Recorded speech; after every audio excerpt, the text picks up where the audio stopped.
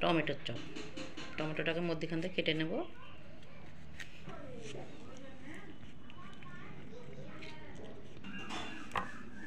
দেখুন বন্ধুরা, ওটা থাক, ওটা দিন আমি কেটে নিচ্ছি চপ বানাবার জন্য। এবার আমি একটু লবণ দিয়ে দেবো ভিতরে, একটু ধনের গুঁড়ো, ভালো লাগবে খেতে। আর একটু দিয়ে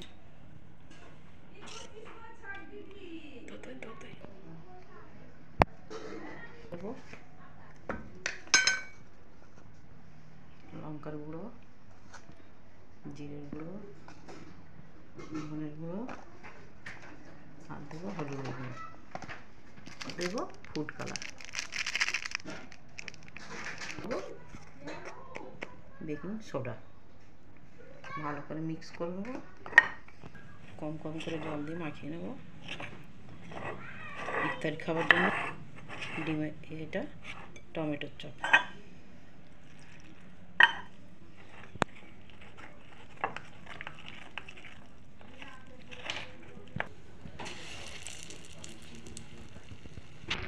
আমার টমেটোর চপগুলো আমি উল্টে দিই, এটাও খেতে খুব সুন্দর লাগবে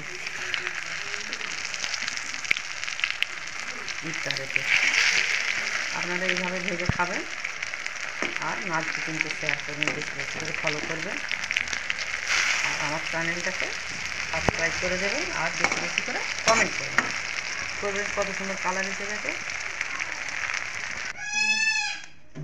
দেখুন আমার ডিমের টমেটো চপ রেডি। আমার দেখুন কত সুন্দর হয়েছে, কত ফুলেছে, মচমচে হয়ে গেছে একদম।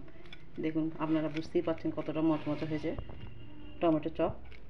আমরা সন্ধ্যেবেলা ইফতারিতে খাবো বলে বানিয়ে নিলাম। আপনারা বাড়িতে এইভাবে বানাবেন, লাগবে, সুস্বাদু লাগবে।